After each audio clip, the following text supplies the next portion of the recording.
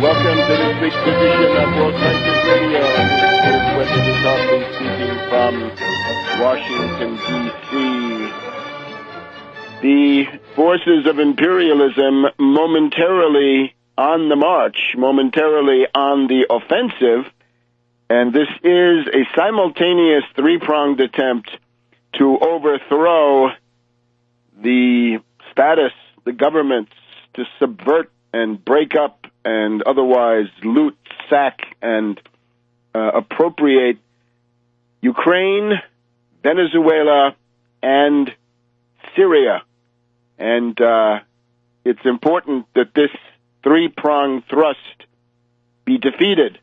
And for people who are concerned about their moral compass, we'll get to this later in the program, you better adjust your moral compass to make it clear that if Ukraine, Venezuela, and Syria, all three go down, then the entire relation of forces in the world is going to be modified in a tragic and very ominous way that might not be the last word for the fate of civilization in our time, but it would be a staggering blow. And we need to develop a morality of results, not of pious intentions or a morality of posturing, rather a Machiavellian morality, certainly.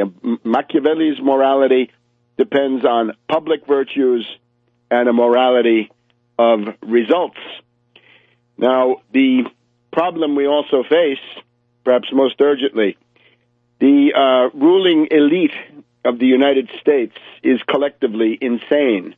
And we see this in the various windows that have been opened up into the behavior of these creatures by whoever is taping their phone calls, whatever Russian or other agency is doing the world a service in this regard.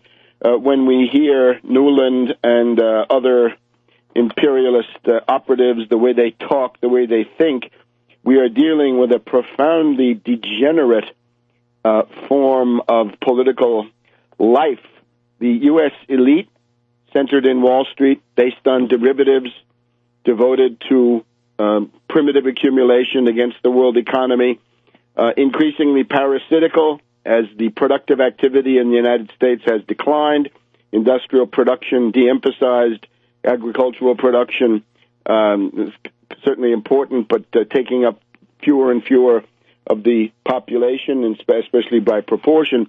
All of this leads to a mentality of pure parasitical speculative rentier in places like Boston, New York, Philadelphia, but really all over. It's not just an Eastern phenomenon. You can find it in Houston and Dallas and Austin and Fort Worth just as much, and so on down the line. This insane U.S. elite has got to be fought, and that's also important for your moral compass. So we've just had a signal event this week, largely ignored. The hysteria could hardly have been thicker. When the Russian Federation, in the midst of a significant international crisis, decides that the time has come to shoot off an intercontinental ballistic missile, I believe of the Topol type, that ought to get your attention. That should somehow factor in to the way you think you see the world, because if the other guy sees it as the time of the ICBMs, not just of the Kalashnikovs and the tanks and the naval vessels and the armored personnel carriers and so forth, but of an intercontinental ballistic missile, that should really get your attention. Now, that is what has happened this week, and was scarcely a blip. You'd normally think that the Anglo-Americans would go wild, right? That they'd make that the issue, the neocons especially. But I think there's a desire not to awaken the stupefied American public, right? Rather to give them more marijuana, for sure, so they're even more stupefied than they are. That's the Soros recipe. And even Jerry Brown has enough realism to say that those potheads out there have attention spans which are not adequate for self-government, right? They're simply under democratic conditions. You can't have that. And at a certain point, the narcotics culture will render self-government and the current form of government absolutely impossible. We may be closer to that than we think. But we've got to look at the fact that I have been talking, especially since last June at the Left Forum in New York City, about a mass strike wave worldwide. Well, now you see the CIA and their cohorts, their associates, have figured that one out. And their idea is, of course, that if there's going to be a mass strike wave, there's really no stopping the mass strike wave. But what you can do is take it over for yourself. You can pervert it. You can hijack it. You can turn it against existing forms, and you can promote forms that are qualitatively inferior, but have the benefit of riding the wave of new novelty in the strike wave. So that's especially, I think, what you see in Ukraine. Remember, a lot of the energies being released in these situations come from mass unemployment, despair, deflation, the typical artifacts of a world economic depression. And remember that three-phase process that I try to warn against: depression, dictatorship, world war. And you can see that in Ukraine, right? From depression now to the dictatorship, the absolutely lawless mob rule of the fascists, Turchinov and Yatsenyuk and Yarosh, of course, and Chanibok and the rest of these people, and then world war. It's absolutely critical to break into that process, put an end to the depression. But now, unfortunately, it's gone so far that we've got to try to propose here, in the framework of this depression, what might be done to cool off Ukraine. And I'll talk about this at various points in the broadcast. But the answer is, quite frankly, Finlandization. Finlandization. There's a country, the northern edge, where Europe and Russia come together, or Europe and other countries meet with European countries meet with Russia. This is Finland, right up in Scandinavia and the area of the Baltic, and for quite a few decades, from 1944, I guess, for 3 or 4 decades, Finland was subject to Finlandization. Finlandization is not new. It is similar to what Denmark did in the face of the German Empire after losing the Danish War of 1866 and having its main defenses stripped away by Bismarck. It meant that Denmark had to go into a kind of posture of peaceful coexistence and decidedly non-provocation of the German Empire for many, many decades. But then it became the question of Finland. You got to remember that the situation that gave rise to Finlandization was a very specific one.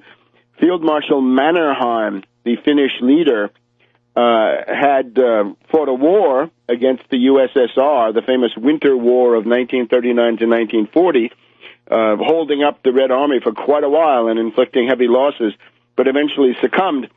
And then, when Hitler invaded the USSR in June of 1941, Mannerheim and Finland joined in with the hope of getting back the Karelian isthmus, I guess, or peninsula, which is on the border between Finland and the USSR, was at the time. So that made Finland essentially a direct ally of Nazi Germany against the Soviets. At the end of that, though, they worked out an arrangement that allowed Finland to be perfectly independent, to keep its social order and so forth, but also to satisfy the international security needs of the USSR, Finlandization. We'll describe just a couple of the aspects of that in a minute when we come back on World Crisis Radio. Welcome back to World Crisis Radio. Keep up with everything at Tarpley.net, Tarpley.net. The updates this week are even more numerous than usual. A couple of radio broadcasts, Richard Syrett and his program on Zoomer Radio Toronto. That was Sunday evening. You can hear that. And then the Rents program this past Wednesday evening. All of that at Tarpley.net and a lot more. The rents program was where I advanced. I've mentioned it, I think, perhaps on this program the previous week, but certainly in some detail on the rents program this past Wednesday. And there I talk about Finlandization. Some guy who wanted to give me a hard time wrote to me saying, Henry Kissinger says, and I'll give you the quote, Kissinger has said, Kissinger has said that, I'll read it to you, wise Ukrainian leaders would then opt for a policy of reconciliation between the various parts of their country. Internationally, they should pursue a posture comparable to that of Finland. But this, of course, is the Washington Post of Thursday, March 6th. So that's quite a few days after I had begun to develop this. And what I mean by Finlandization, I think, is more far-reaching than what Kissinger says. But fine, gold is where you find it. I'm so glad that Kissinger has advanced to the position of wisdom occupied previously by me. So here's the idea. Finlandization, what does it mean? First of all, you get to keep your internal order. You get to keep your economic system. All these choices are purely up to you. What you need to do, though, is declare neutrality. Neutrality. It means you won't join NATO. And even Kissinger, I'm happy on that point, too. Kissinger's second point in this essay, Washington Post, Thursday, March 6th, he says Ukraine should not join NATO, a position he says he took 7 years ago. That's wonderful.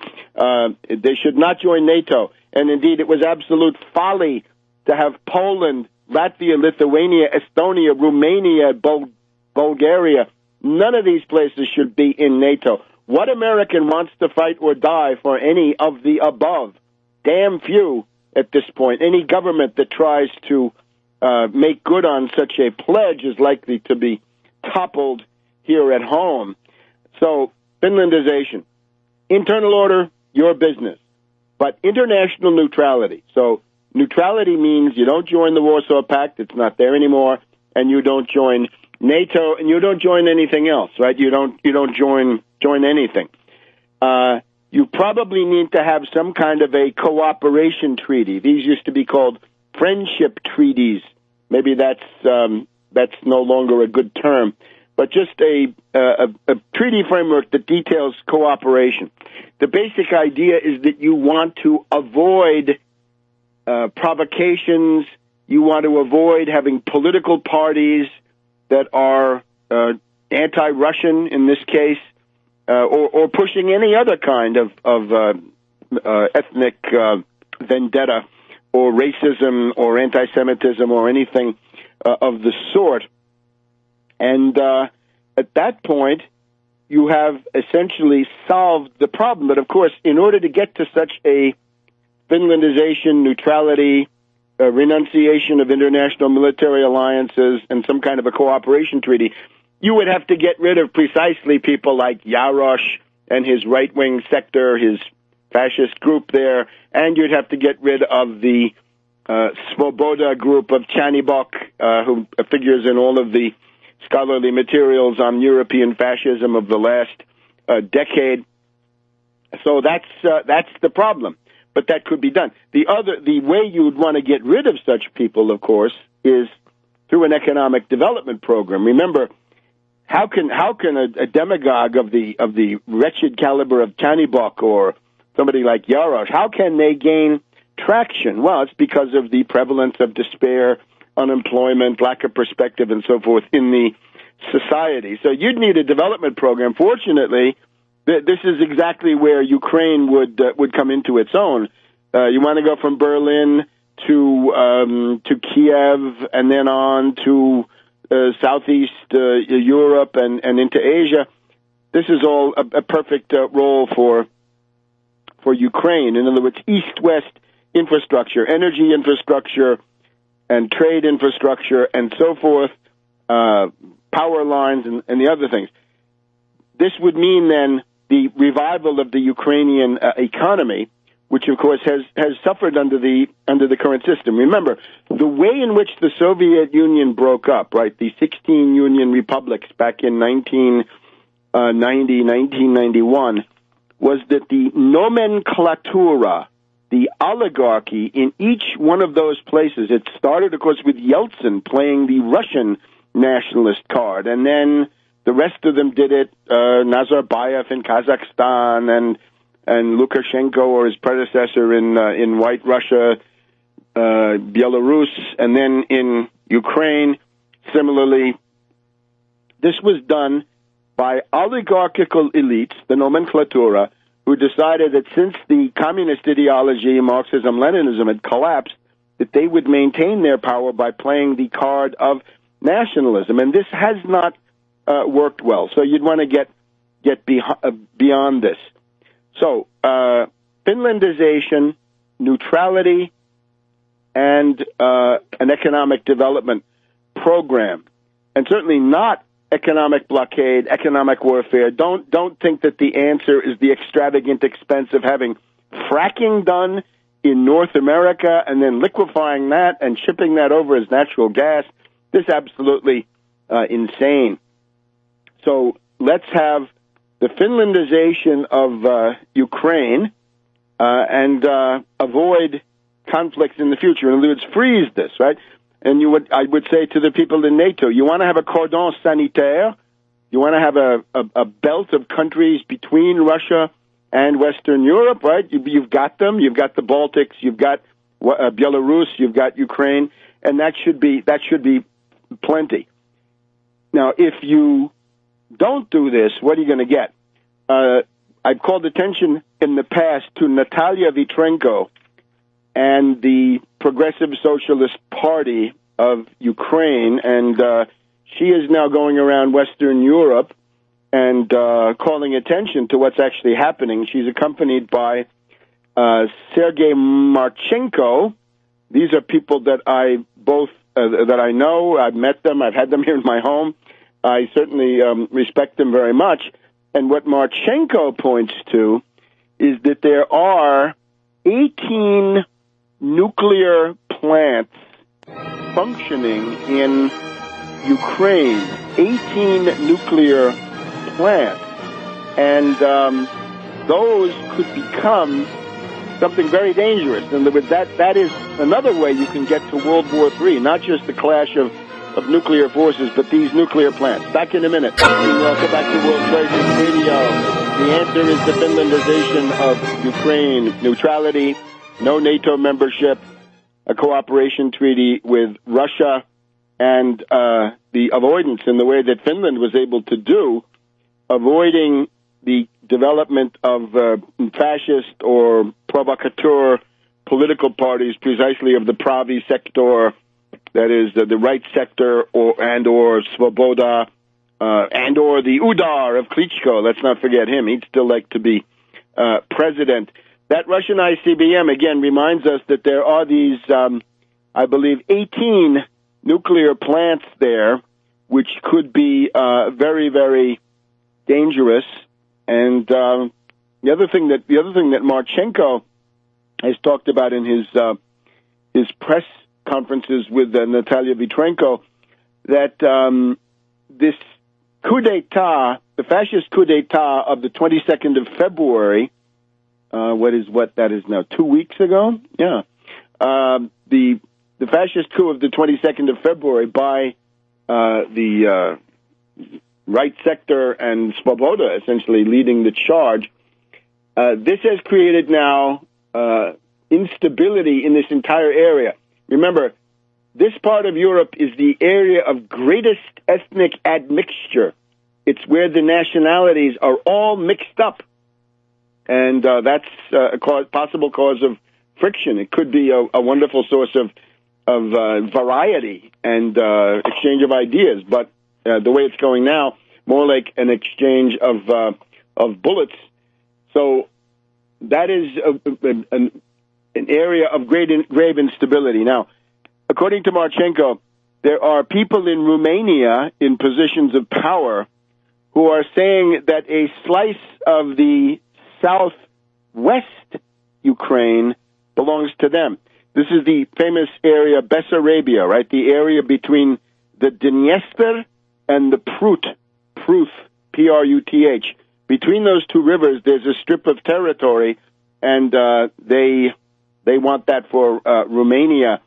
And in Turkey, there are people who are saying, wait a minute, the Crimea was once the Khanate of the Crimea. In other words, it was a Mongol Khan ruling over the Crimea, and there are people in Turkey who say, well, by rights, we're the caliphate, or we were the caliphate, and therefore that should come to us. Why don't we put an end to these sorts of atavisms, right? These are rebirths of very old-fashioned political thinking. Now, just checking the text of what Marchenko says, it's 15, not 18, 15 nuclear reactors in Ukraine, but that's already enough.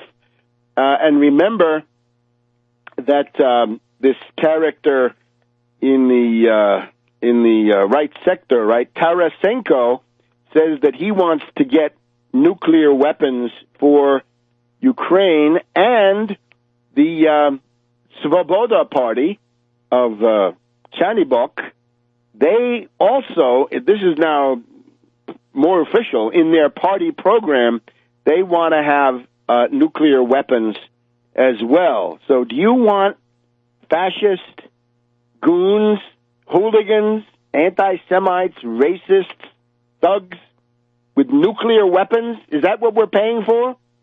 The problem is that seems to be what the Obama policy is pursuing. We'll talk about this now in just a second. But notice also internationally, Kerry. To get back to reality, right? Kerry, of course, one of the worst specimens of this insanity in the elites. The U.S. forces in Afghanistan are in a very tenuous position, right? Karzai is angry. Karzai's interview to the Washington Post this week, he's not happy. The U.S. has been killing his people. He's fed up. He's obviously got political reasons to say what he's saying. Suppose the U.S. forces have to leave Afghanistan in a big hurry. You know, there's the story in the 19th century of the British Army that went into Afghanistan, and just one of them came out, right? He was allowed to come out to tell the story. That's the way the legend goes, at any rate.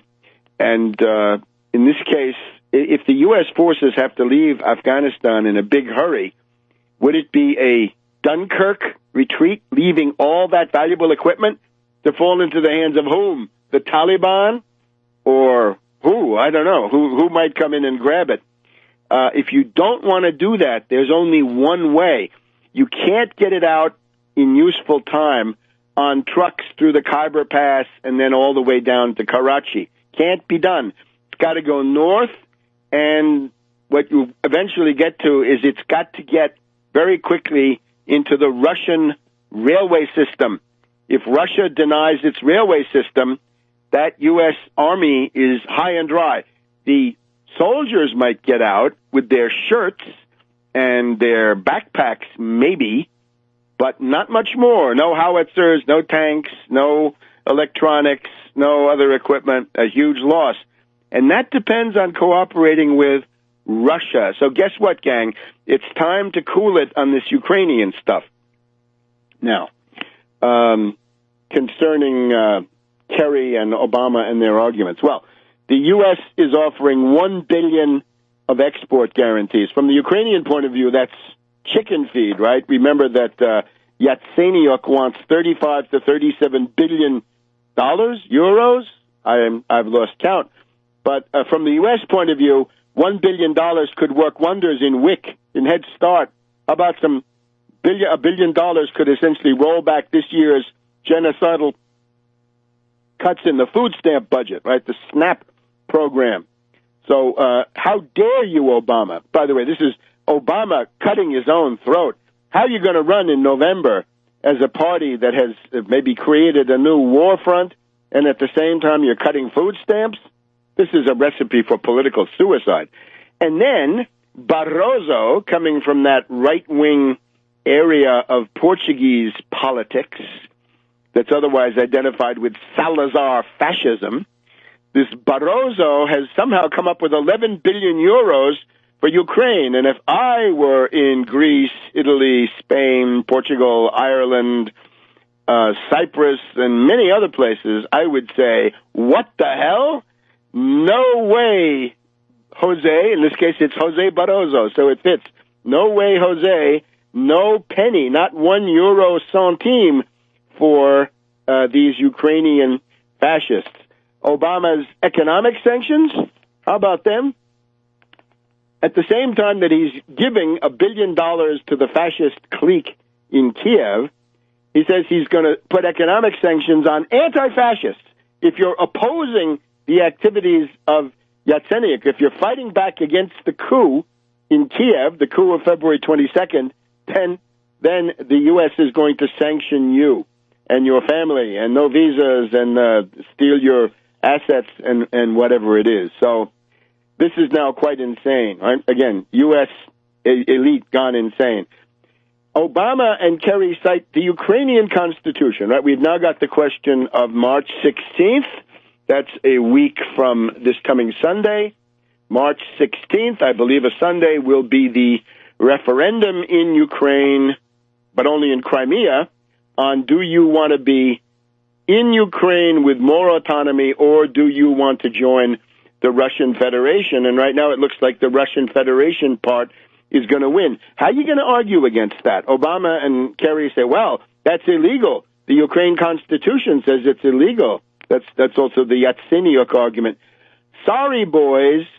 The Ukrainian Constitution is a dead letter.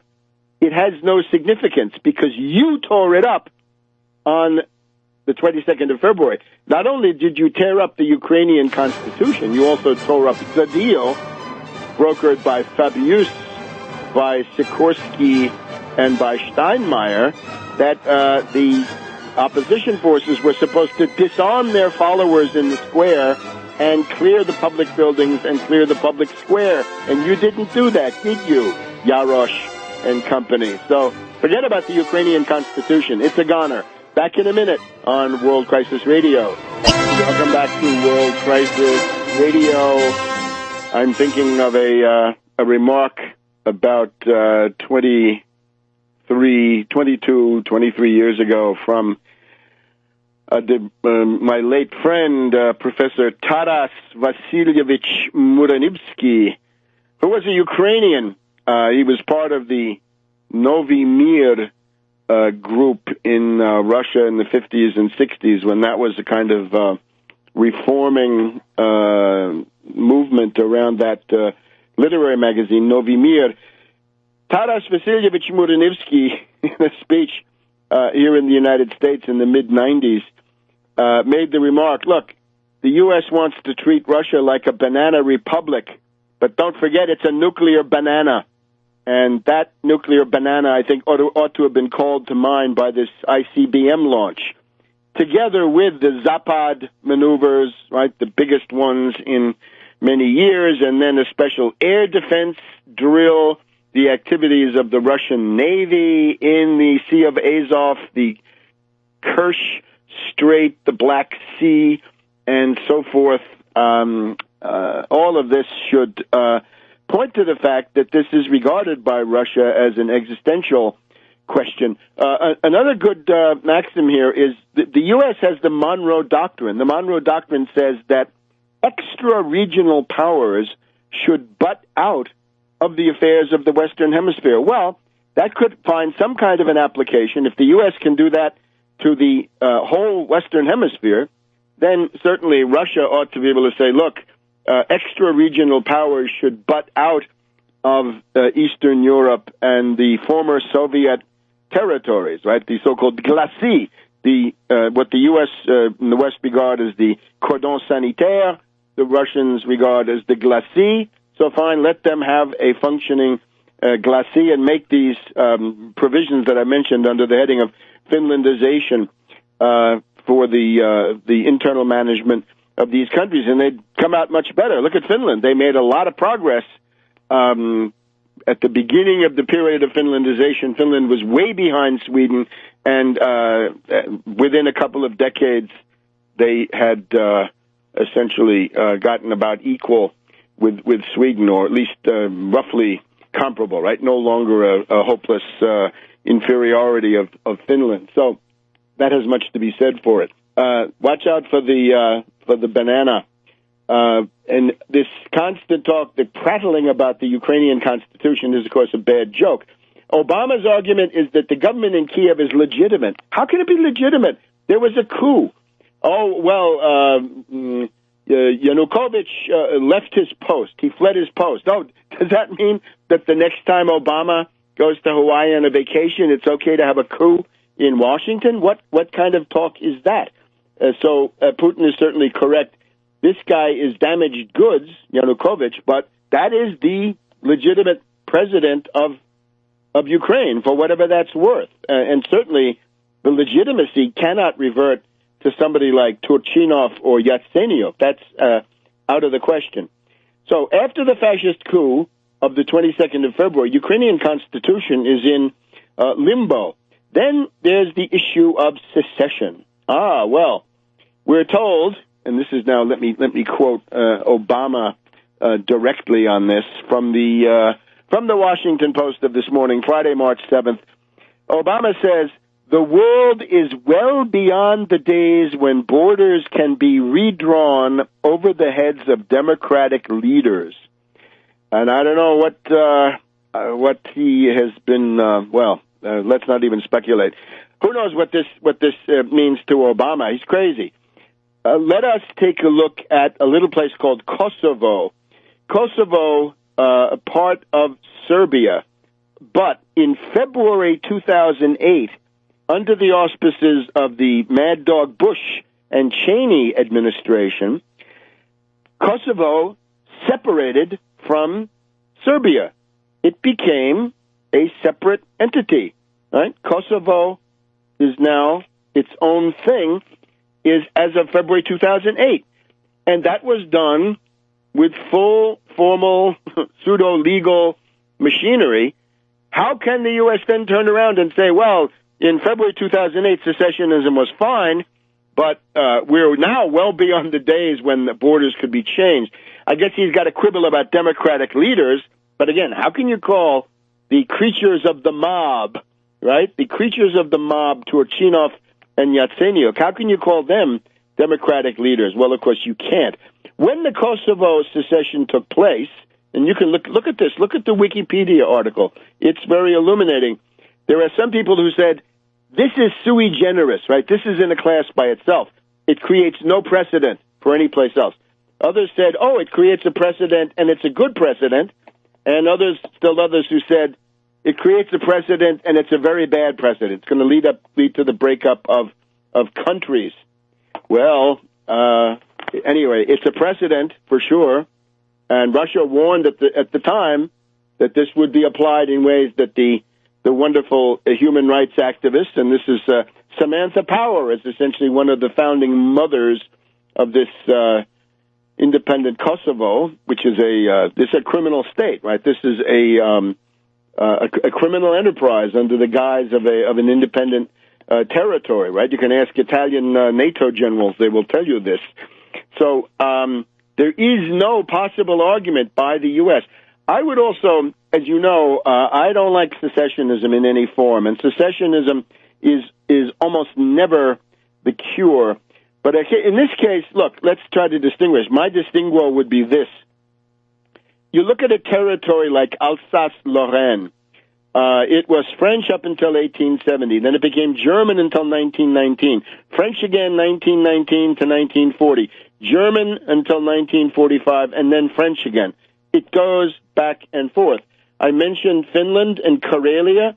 Karelia was part of, this is now Western Karelia, Finland up until 1940, then goes to the USSR in 40 to 41, back to Finland from 41 to 43 or 44, and then back to the USSR. And you see that these border areas tend to go back and forth, right? And we mentioned this Bessarabia.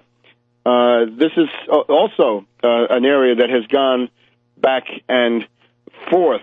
Let's just look at this for a second. back in the early 90s, I had a chance to hear Prokhanov.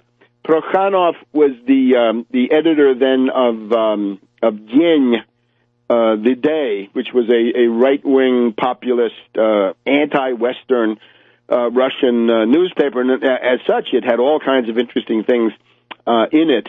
It then was banned at a certain point when Yeltsin shot up the parliament. As a good Democrat, would send tanks to shoot up the parliament. It then became Zavtra, and I think it's still going.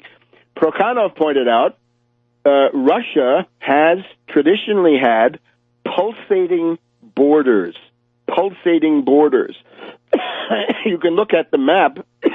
You can do a time lapse, and you'll see that these areas go back and forth, very large areas.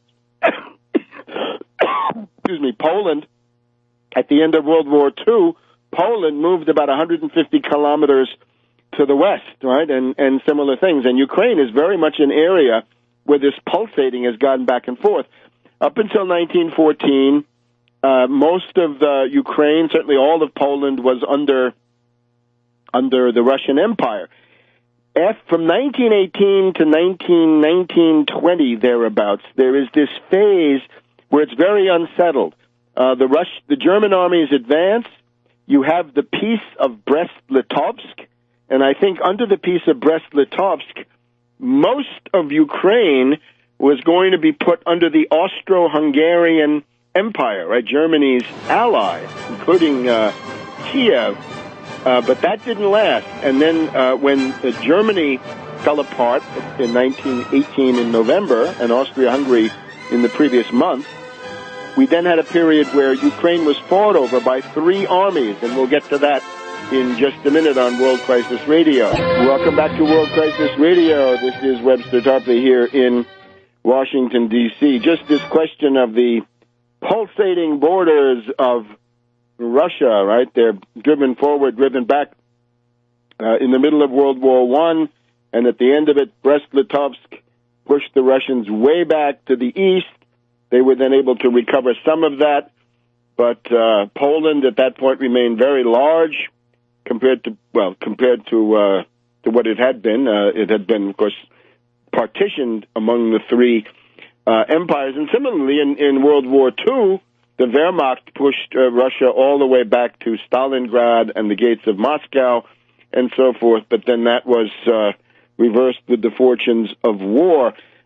Specifically, the immediate post-World War I area is interesting because you have the Bolshevik Red Army under Trotsky, you have a White Army backed by the Entente, by Britain and France, under Denikin, a typical White Army monarchist leader, and then you've got this anarchist, the so-called Black Army of Nestor Makhno, in my book, a madman, the guy whose motto was, "My task is to destroy, it's up to you guys to rebuild after the fact," right? And this Makhno's program was essentially autogestion, right? Everything was little units that would be self-managed. It kind of reminds us of the autogestion school of, I guess, Richard Wolff at the New School here, or I'm sorry, at the University of Massachusetts, emeritized. So the Red Army versus the White Army versus the Black Army goes back and forth a lot. You get various hetmen or atamans coming forward, and then once the front stabilized, Kiev is on the Russian Soviet side, and this other town that's good to look at, Lvov. Let me just spend a minute on this. The emotional center of gravity for the fascist group in Kiev is actually this place called Lvov. Now, Lvov is the Russian, Lvov. In Polish, it's Lvov, but Lwow. In Ukrainian, it's Lviv, Lviv. In German, it's Lemberg. In Italian, it's Leopoli, Leopolis. So this place is the center, right? And when Stefan Bandera, the idol of this group, in the square, right? The goons, the proto-fascists and so forth. When Bandera declared his Ukrainian entity, he did this not in Kiev but in Lvov, and that's the sort of emotional center of gravity for them. And there are other figures that come forward in this time, but the Bandera one I think is the most important. And remember what he did. He led an SS division brigade against the Red Army and then took refuge in Munich in the Radio Free Europe apparatus and reputedly then started a policy of targeted assassinations to create the idea that there was guerrilla warfare in the Ukraine. And again, I can't help remembering that quote, the famous quote from Churchill. I was not prepared to make a great squawk over Lemberg. That's in his debates with Stalin, and then at Yalta, right? Where would the border be? What would happen with Poland, and so forth? So that's this area, right? It's a fought-over area. It's an area where the borders go back and forth, and you haven't had stability for many, many centuries. The Molotov-Ribbentrop Pact, the Barbarossa, then the other way, then the Red Army, and so on and so on. And then, of course, in 1991, the pulsation goes all the way back to the east. And now it's maybe creeping west a little bit. So not worth a war, not worth one GI, not worth one dime. The United States has no interest. Kerry, come to your senses, butt out, or your Skull and Bones headquarters may soon be a smoking ruin, along with much else. Couple of other things. The so-called Greek Catholic Church of Ukraine has played, I'm afraid, a negative role in this. Now, this is a result of the Unia of Brest. Back in the late 1500s, the Jesuits promoted, in effect, a split-off of religious groupings. Some of them had been Orthodox, and they were brought towards the Vatican. And these are the so-called Uniates, and their big headquarters is once again Lviv. And these people are unfortunately mixed up with the Yarosh and Chanibok group. And I would call on the Vatican. Pope Francis cannot want this to go on. The Vatican must intervene, right? The Secretariat of State and so forth, the various other congregations in the Vatican need to get busy, get on the job, and start reining in these chaplains to these awful groups, right? Now, this, just to some background on that, there's always been friction. There was this guy, Cardinal Sleepy, and Cardinal Sleepy, I have visited the headquarters of the Ukrainian Uniates there in Rome. Cardinal Sleepy was their guy. They wanted him made Patriarch of the Ukraine starting under Paul VI. And Paul VI said, no, I'm not going to make you Patriarch of anything. And so far they have not gotten, as far as I know, a Patriarch out of Rome. So there is friction. There's some difference of opinion. Good. That needs to be resolved in favor of discipline from Rome over these guys, because they're now becoming an embarrassment. And they're threatening what have been very good relations between the Vatican and the Kremlin. Not worth it over these characters. So that's one. Now, the other one is the mythology of these characters depends on this notion of the great famine, right? The Holodomor. The Holodomor, death by hunger, I guess, is allegedly the deliberate starvation, the deliberate famine and genocide by Stalin and the Soviets against the Ukrainian population in 1932-1933. And I would refer you to the paper by Annie Lacroix, that's Lacroix-RIZ,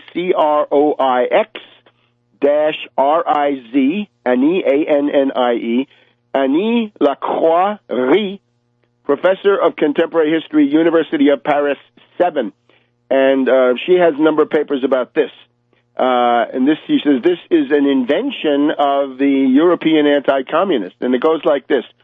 If you go back, as she has, and look at the correspondence of the various embassies in Moscow, in Warsaw, in similar places, and this includes Germany, Poland, Vatican, you will see that, for example, the French diplomatic reporting says there is a shortage of food, in the disette shortage, and that is 1933 to 1934. It is the fascist embassies, the German and Italian ones, working for Hitler and Mussolini, respectively. They say une famine, a famine. Whatever disette means could be translated as famine, but it's clear famine is much stronger than disette. So the idea then is that it's the German and Italian propaganda, fascist propaganda, that starts up with this famine. Unfortunately, the Vatican seems to have gone along with it, and that was then the point where it becomes overwhelming. Is William Randolph Hearst then comes in, and he starts the agitation about Stalin starving the Ukrainians, and that's where it took off. And this is now the most durable, the most long-lasting myth of what went on in the Soviet Union, and it is the creed of these characters in the Yarosh and Chanibok organizations. Back in a minute. Welcome back to World Crisis Radio. Webster Tarpley in Washington, D.C. Now, a couple of more things about Ukraine. It's a complicated topic. Took more time than I'd hoped to budget for it. But we got these insane U.S. elites. At the same time, let's just look at the internal dynamics of this Kiev fascist clique. What are the various appointments with the chaos and collapse that they have? They are now committed with Yatsenyuk to IMF austerity. That will mean removing totally the subsidy on the price of natural gas for cooking and heating. Very bad idea. That will blow the place up, whether it's this winter, which goes on. Remember, I was once in Moscow. It snowed on May 1st. So you figure there's still plenty of winter left out there in Eastern Europe. IMF austerity will mean a social explosion, and that will be directed against this government. So Yatsenyuk says, we are on a kamikaze mission. It's going to be very harsh. It's going to be painful. So that's number one. The second one is in terms of the personalities. When it comes to the presidency, sometime later, not in May, but sometime after that, Klitschko, the Palooka, has come up empty. He didn't get anything in this government. Nobody from the Udar Punch Party has gotten into the cabinet. I wonder if there's a Judy party to go with the Punch Party. But Klitschko was iced out, and Timoshenko took over everything with Turchinov and Yatsenyuk being her stooges. So there's obviously a big problem, because remember, Klitschko has somewhat more traction with the mob than Timoshenko does, right? She's barely tolerated because she's, of course, a kleptocrat who ran the country for 6 or 7 years. And then there's this. Remember that Yarosh and company, as well as Chanibok, that means Right Sector and Svoboda, are raving anti-Semites.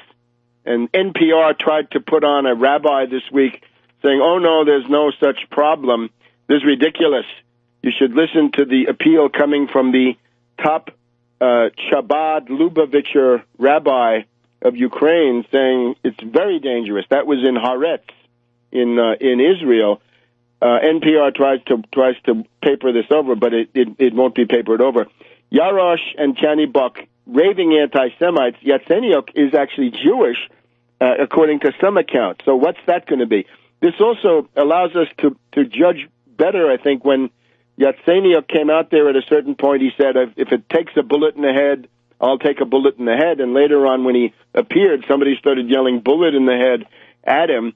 Those might simply be people who are against him, not because he's an IMF agent, but because he's Jewish. So this is a terrible situation. Now, given all that, we have this insane U.S. elite. What could be the salvation of the world?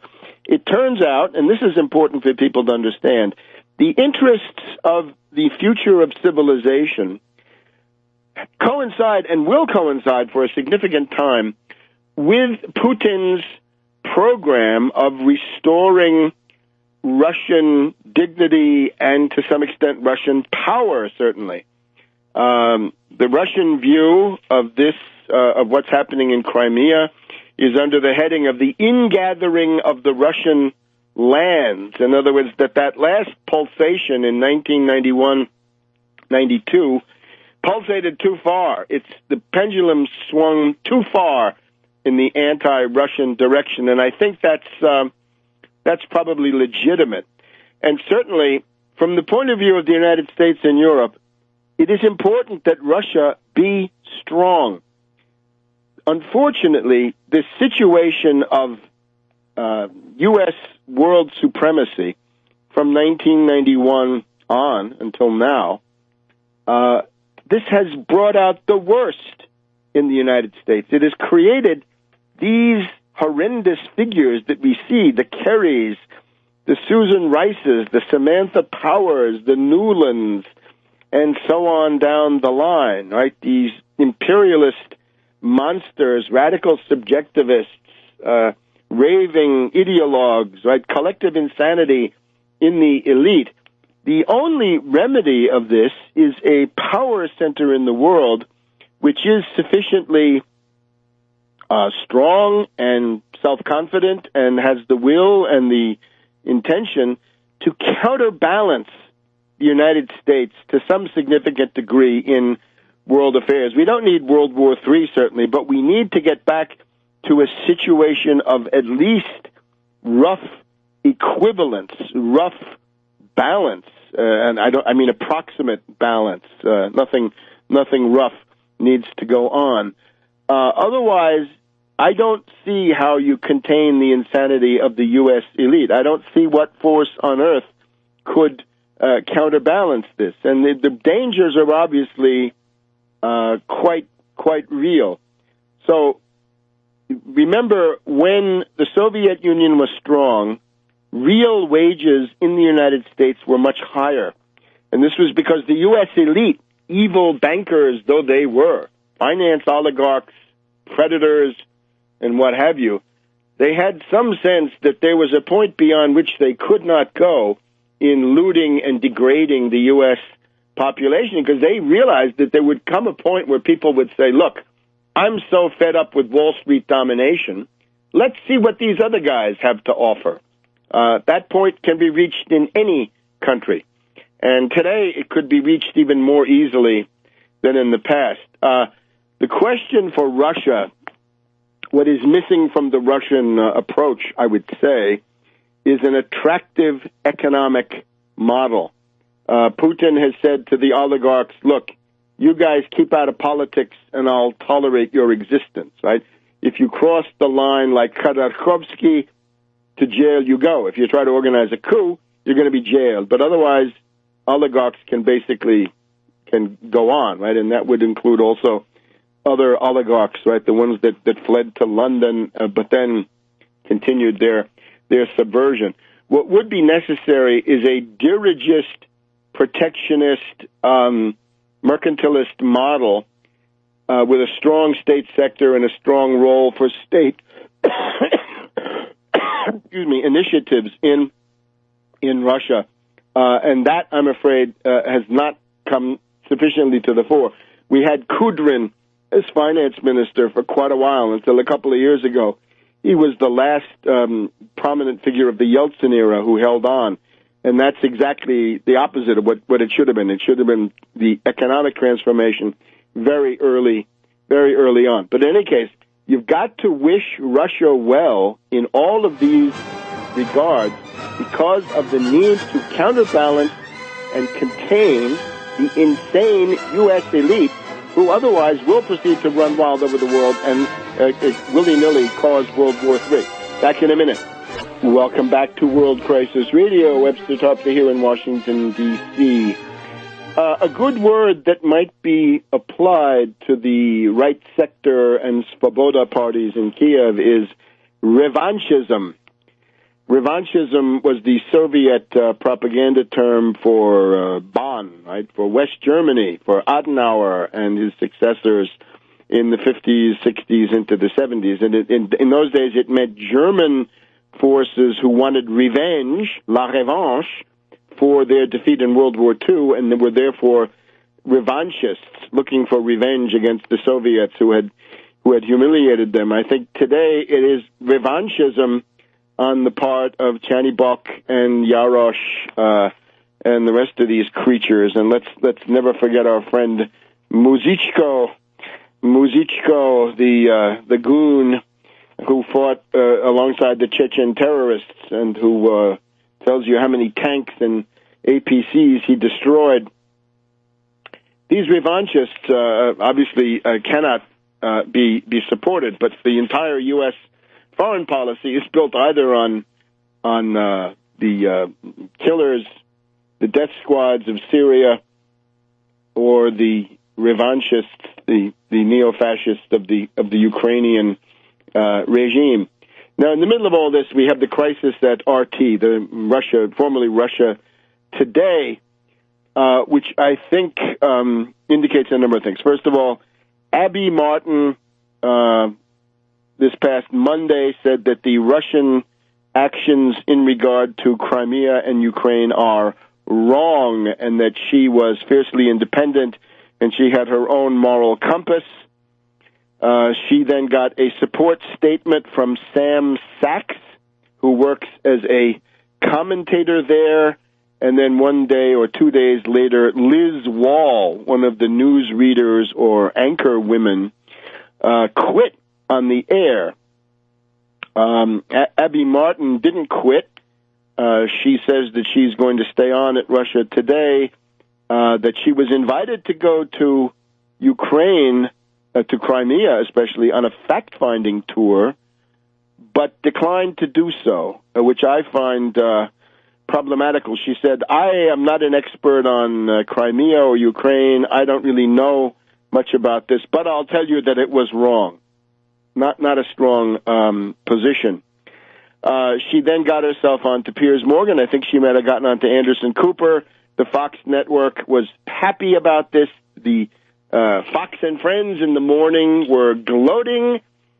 Sam Sachs, I don't know what he's going to do. Liz Wall says that she comes from a family of Hungarian refugees, having come over to the West in 1956. So forth. Tom Hartman, surprisingly, does not seem to have advanced any critique of what Russia has done. Maybe he's following Dennis Kucinich, because Kucinich focuses on the illegitimacy of the Western position. And Max Kaiser, I don't know what he's doing.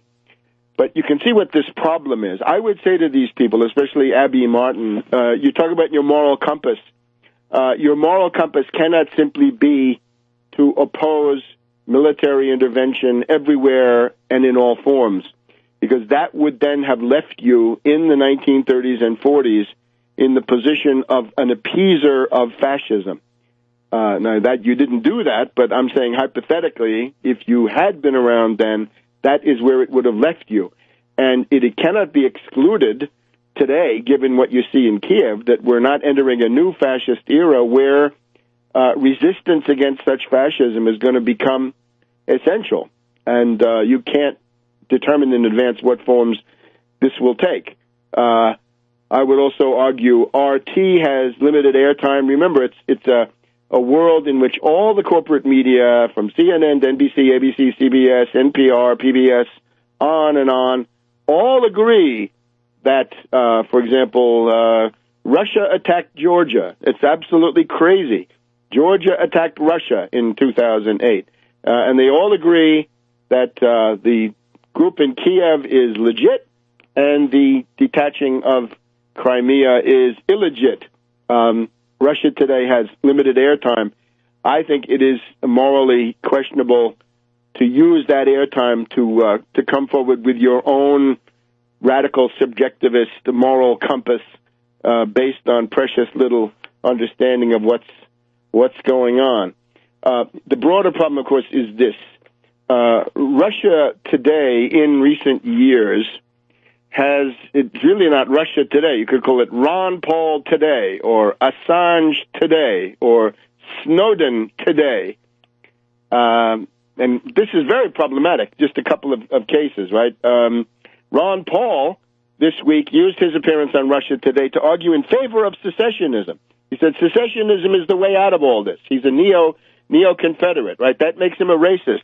That puts him in the same league as somebody like Marine Le Pen in Europe, or these other, racist or xenophobic groups.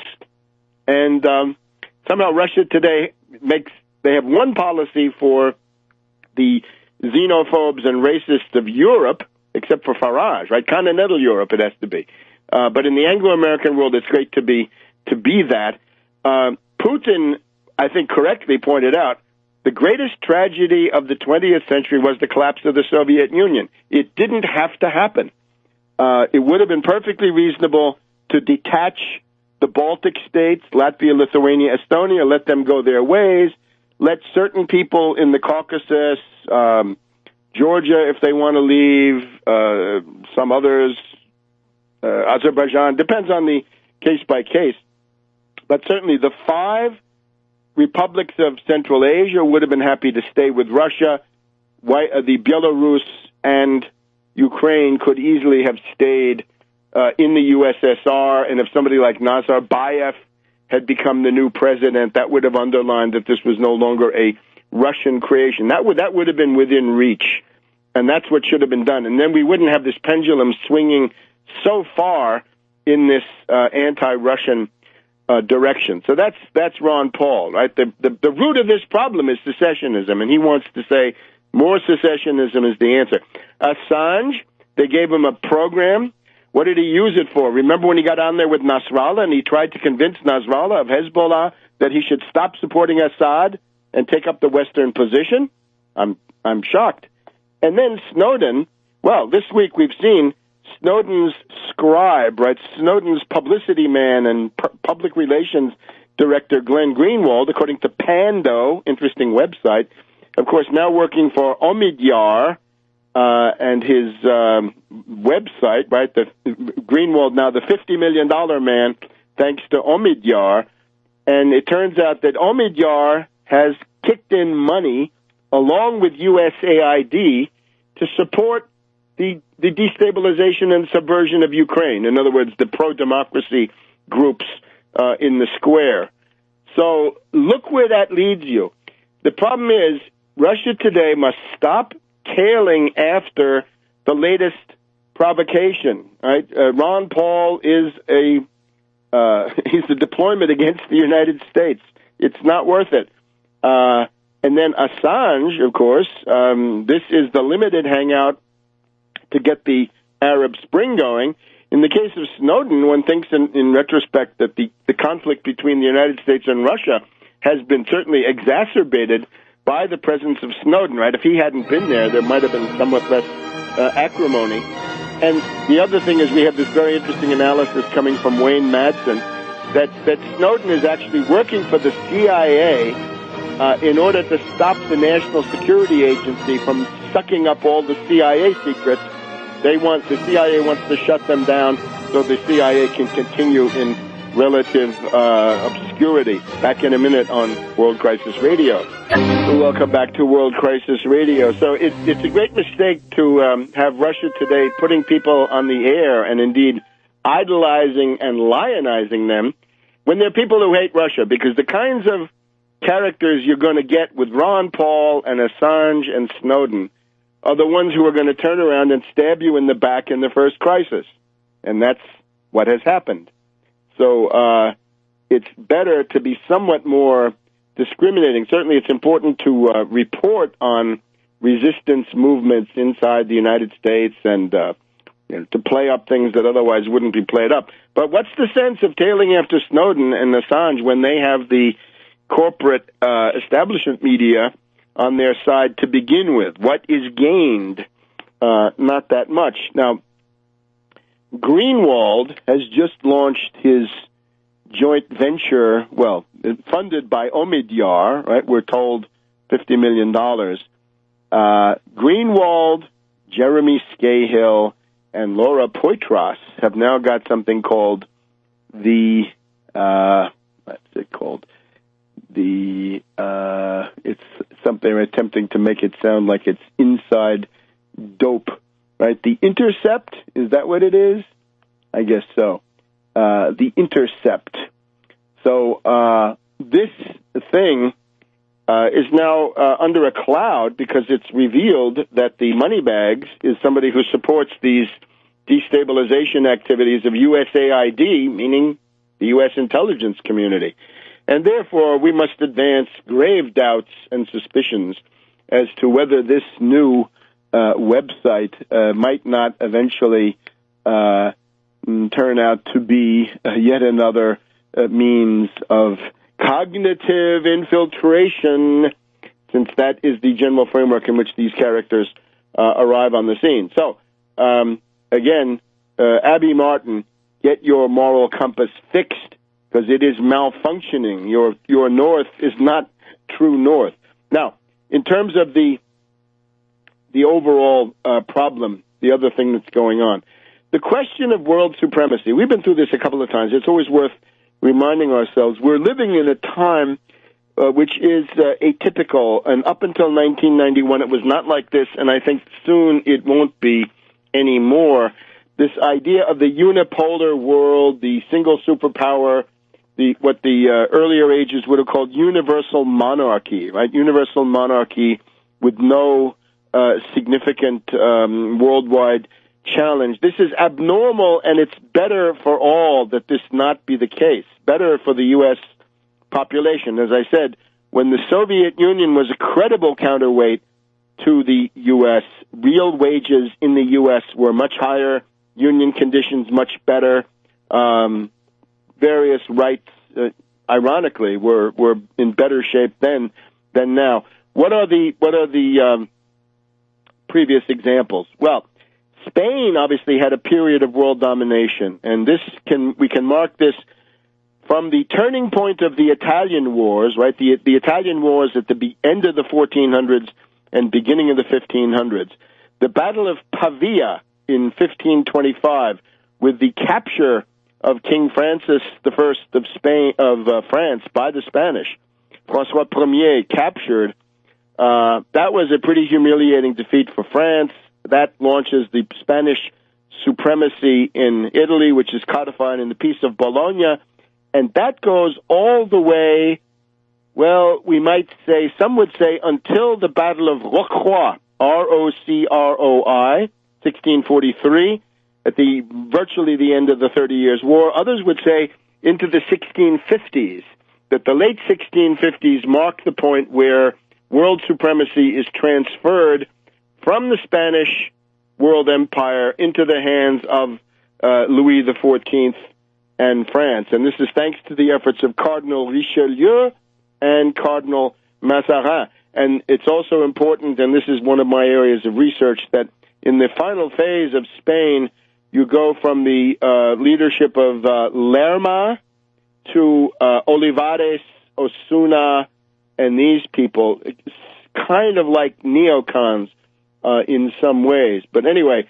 the Spanish world supremacy from about 1525 until the late 1650s. Then what's with the French? Well, from either Rocroi, 1643, or the late 1650s, however you want to count it, to the Treaty of Utrecht, 1713. That's the French phase, and this is when William of Orange is able to assemble his coalition of England and the Netherlands and others in the War of the Spanish Succession, and it's an aggressive war against France, right? As Jonathan Swift points out at the time, the conduct of the Allies, the English and their friends, British by now, this is very bad, right? They're the aggressors.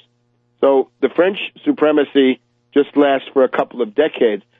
The British supremacy, we can date it from Utrecht, 1713, to Dunkirk, 1940, I suppose.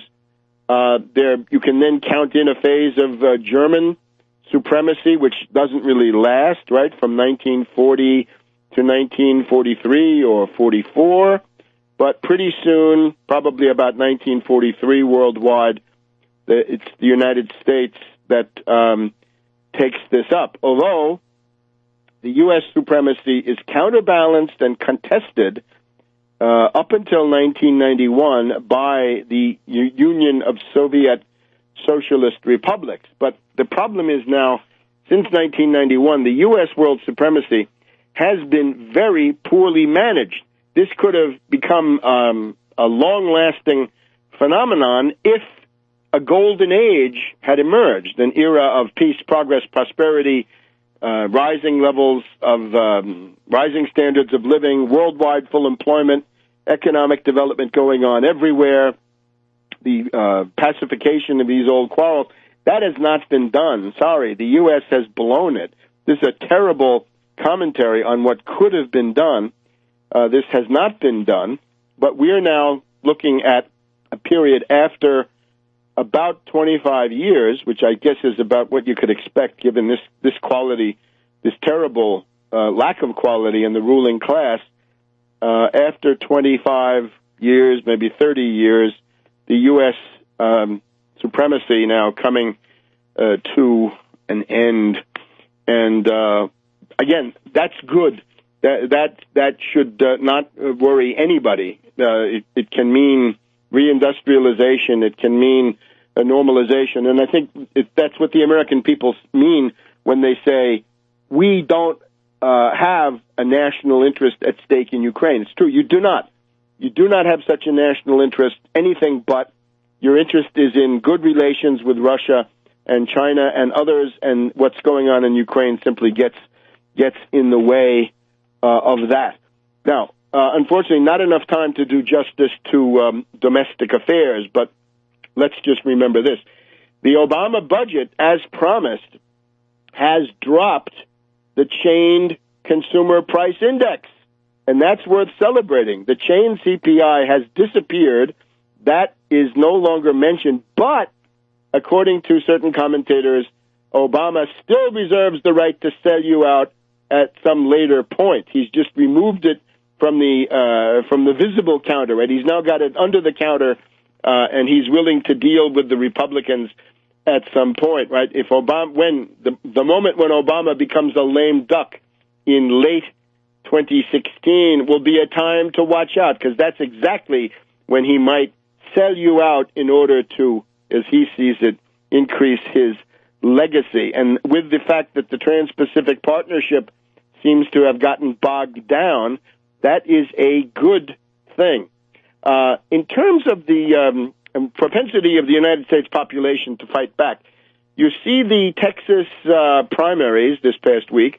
Notice Kesha Rogers, LaRouche candidate, coming in second in the Democratic primary for the United States Senate from the state of Texas. Now, if a person weighted down by the tremendous baggage of LaRouche and his personality cult and all the acrimony that goes with this can still come in second in the Democratic primary with a platform of impeaching Obama, with all those handicaps, I think it shows that a reasonable candidate, not burdened with personality cults and other fetishes, could have won the day.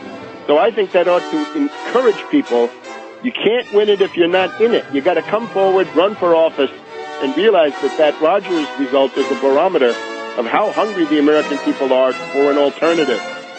And we'll be back next week here on World Crisis Radio. Keep in touch with Tarpley.net, Tarpley.net.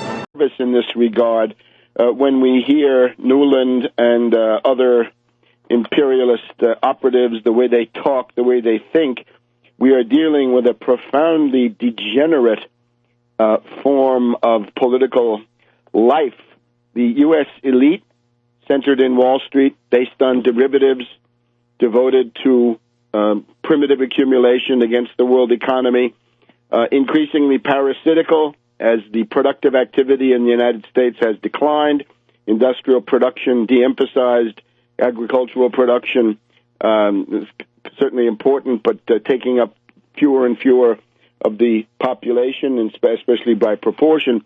All of this leads to a mentality of pure parasitical speculative rentier in places like Boston, New York, Philadelphia, but really all over. It's not just an Eastern phenomenon. You can find it in Houston and Dallas and Austin and Fort Worth just as much, and so on down the line.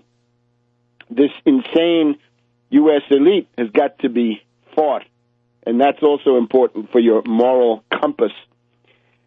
So we've just had a signal event this week, largely ignored. The hysteria could hardly have been thicker.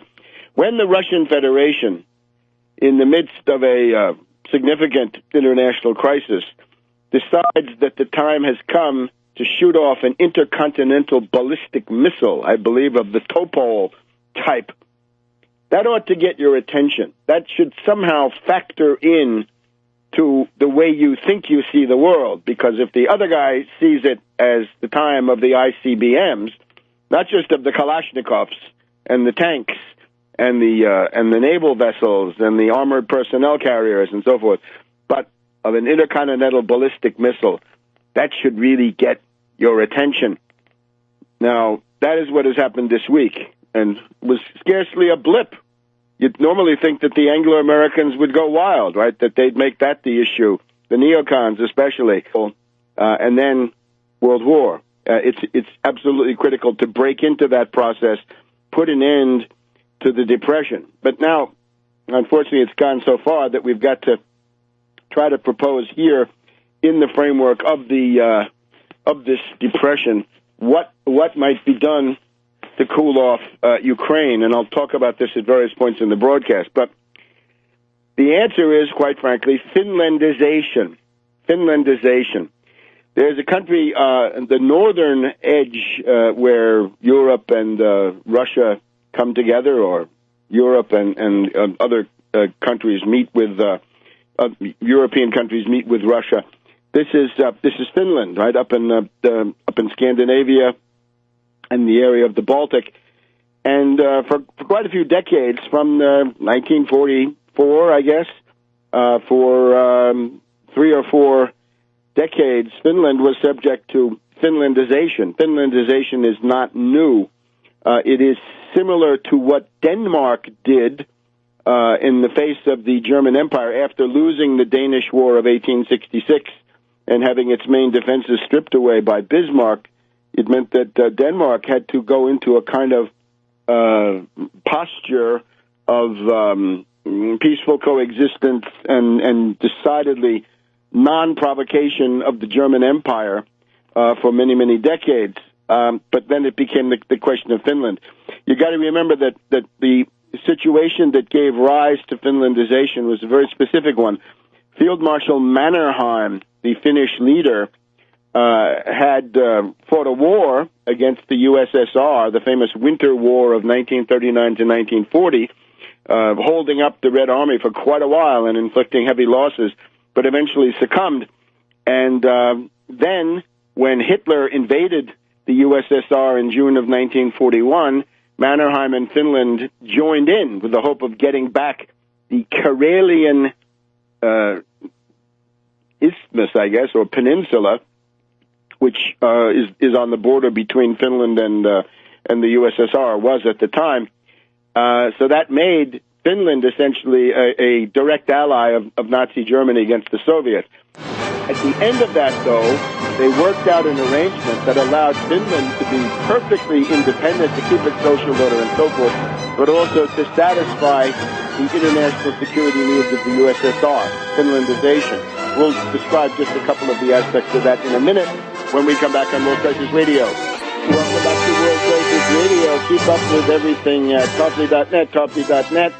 The updates this week are even more numerous than usual. A couple of radio broadcasts, Richard Syrett and his program on Zoomer Radio Toronto, That was Sunday evening. You can hear that. And then the rents program this past Wednesday evening, all of that at Tarpley.net and a lot more. The rents program was where I advanced. I've mentioned it, I think, perhaps on this program the previous week, but certainly in some detail on the rents program this past Wednesday. And there I talk about Finlandization. Some guy who wanted to give me a hard time wrote to me saying, Henry Kissinger says, and I'll give you the quote, Kissinger has said, Kissinger has said that, I'll read it to you, wise Ukrainian leaders would then opt for a policy of reconciliation between the various parts of their country. Internationally, they should pursue a posture comparable to that of Finland. But this, of course, is the Washington Post of Thursday, March 6th. So that's quite a few days after I had begun to develop this. And what I mean by Finlandization, I think, is more fun. Welcome to this week's edition of World Crisis Radio. This is Webster Tarpley speaking from Washington, D.C. The forces of imperialism momentarily on the march, momentarily on the offensive, and this is a simultaneous three-pronged attempt to overthrow the status, the governments, to subvert and break up and otherwise loot, sack, and appropriate Ukraine, Venezuela, and Syria. And it's important that this three-pronged thrust be defeated. And for people who are concerned about their moral compass, we'll get to this later in the program, you better adjust your moral compass to make it clear that if Ukraine, Venezuela, and Syria, all three go down, then the entire relation of forces in the world is going to be modified in a tragic and very ominous way that might not be the last word for the fate of civilization in our time, but it would be a staggering blow. And we need to develop a morality of results, not of pious intentions or a morality of posturing, rather a Machiavellian morality, certainly. Machiavelli's morality depends on public virtues and a morality of results. Now, the problem we also face, perhaps most urgently, the ruling elite of the United States is collectively insane. And we see this in the various windows that have been opened up into the behavior of these creatures by whoever is taping their phone calls, whatever Russian or other agency is doing the world a service. But I think there's a desire not to awaken the stupefied American public, right? Rather to give them more marijuana, for sure, so they're even more stupefied than they are. That's the Soros recipe. And even Jerry Brown has enough realism to say that those potheads out there have attention spans which are not adequate for self-government. Right? They're simply under democratic conditions. You can't have that. And at a certain point, the narcotics culture will render self-government and the current form of government absolutely impossible. We may be closer to that than we think. But we've got to look at the fact that I have been talking, especially since last June at the Left Forum in New York City, about a mass strike wave worldwide. Well, now you see the CIA and their cohorts, their associates, have figured that one out. And their idea is, of course, that if there's going to be a mass strike wave, there's really no stopping the mass strike wave. But what you can do is take it over for yourself. You can pervert it. You can hijack it. You can turn it against existing forms, and you can promote forms that are qualitatively inferior, but have the benefit of riding the wave of new novelty in the strike wave. So that's especially, I think, what you see in Ukraine. Remember, a lot of the energies being released in these situations come from mass unemployment, despair, deflation, the typical artifacts of a world economic depression. And remember that three-phase process that I try to warn against: depression, dictatorship, world war. And you can see that in Ukraine, right? From depression now to the dictatorship, the absolutely lawless mob rule of the fascists, Turchinov and Yatsenyuk and Yarosh, of course, and Chanibok and the rest of these people.